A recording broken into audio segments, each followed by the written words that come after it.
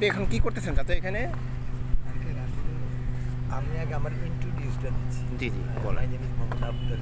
আচ্ছা মাই permanent is Noakhali চাকরি। নোয়াখালী, আচ্ছা আচ্ছা। I have been from Noakhali in Dhaka maybe 2 years ago. 2 years ago. Actually, I have need for job, so I have Stay here. stay here. কতদিন ধরে এখানে কতদিন ধরে আছেন? Maybe 2 years. ও 2 years ধরে আছেন। তো এখন এখানে কি করতেছেন? Now I am writing novel. Novel. Actually, I am not writer. I am not poet. Once I was a rickshaw puller. Once I was a farmer.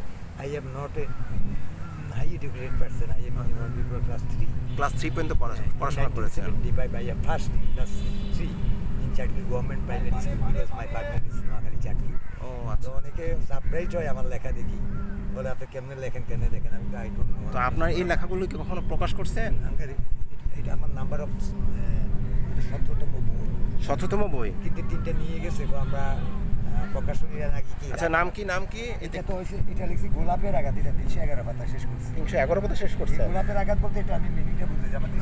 আচ্ছা আর এটা হচ্ছে এটা মেনে নিলাম, হেরে গেলাম উপন্যাসের বেদনাটা। আচ্ছা এই কথাটা জাস্ট আমি এই কথাটাই বোঝাই।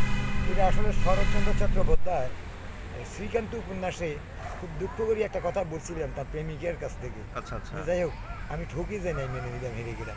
আচ্ছা আচ্ছা আচ্ছা। ওইটার উপরে আমি একটা বেসিক নাম দিয়েছি, যে আমিও হেরে গেলাম, কারণ আমি জিতলাম আচ্ছা কোন দিক থেকে।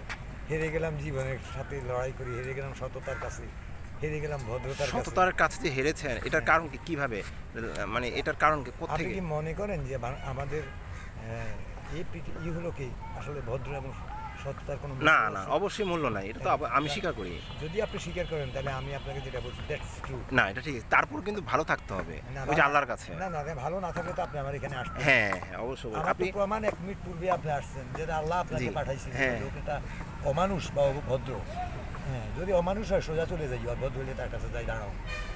জি। তাহলে নিশ্চয় হয়তো আমার কোথায় ভদ্রতার দিক আছে, তাই আপনি আমার জন্য আমার কাছে দাঁড়াইয়েছেন। আপনার জীবনে কোনো কষ্ট আছে? না, আমার কষ্টটা হয়েছে আমি আমার সন্তানদেরকে সবচেয়ে প্রাণ ভরে ভালোবাসি এবং তাদেরকে আসলে উচ্চশিক্ষায় শিক্ষিত করতে আমার চান কিন্তু পাচ্ছেন না।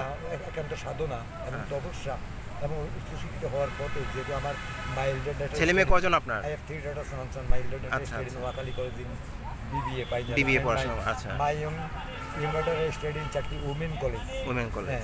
But they are passing very hard life because no money. no money তো এটা তো আছেই। আমি তো আসলে তাদের একজন অযোগ্য বাবা। আমি তাদের জন্য অযোগ্য কি বাবা করব? না, গরিব হওয়াটা পাপ না, বুঝছেন? তবু আমি আল্লাহর কাছে বলছি যে আল্লাহ, আমি যত চেষ্টা করছি, এত পৃথিবীর উদ্যোগ লোকে গেলে আমাকে জবাব দিতে হবে। তুমি তোমার সন্তানের জন্য কি করছো? তখন আমি বলুম যে আমি রাস্তার মধ্যে অন্তত লিখছিও, আচ্ছা কিন্তু আমার আমি তো ব্যর্থ, আমি পারলাম না। সেই ব্যর্থতা আমার হয়তো অযোগ্যতা হতে পারে বা আমার কোনো সততার কারণে হতে পারে বা আল্লাহ আপনার কোনো পরীক্ষা। আপনি এই লেখাগুলো নিয়ে কখনো প্রকাশনীর কাছে? না, অনেকে আসে আচ্ছা। নিয়ে যাই তো আবার গাদ দেয় না আমার। না না না আপনি দিবেন কেন? আপনি এটা যাবেন।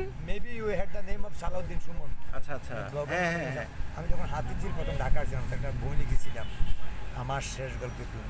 আচ্ছা আচ্ছা এটা পুরো পৃথিবী আলোড়ন সৃষ্টি হয়েছে। কখনো আমি 10টা নাটক করছি, আমি আচ্ছা। কখনো 10টা কথা। তো এটা তো খুব অত সারাদিনে তো ব্লগ আমার দ্বারা অনেক টাকাই পেয়েছি। আচ্ছা আমাকে তো কখনো বললো না, লোকটা কিছু দেখিয়েছে। মেবি এখন সে বাইরেই আছে আচ্ছা সম্ভবত, ওই বগুড়া ছেলে। কিন্তু এই আমাকে সবাই শুধু ভিডিও করে আর আমার মোবাইল বিকাশ নাম্বার নিয়ে যায়। আঙ্কেল আপনাকে আপনার বিকাশ নাম্বার আছে নাকি? এটা তো অভদ্রতা। যদি আমি বলি আমার বিকাশ নাম্বার আছে তাহলে হয়তো ভাববেন আমি হেল্পের জন্য বলছি, তাই না? তবুও আমার এই নাম্বারটা কিন্তু অর্ধপ্রতিবেদনে কেউ আমাকে 10 টাকাও পাঠায়নি।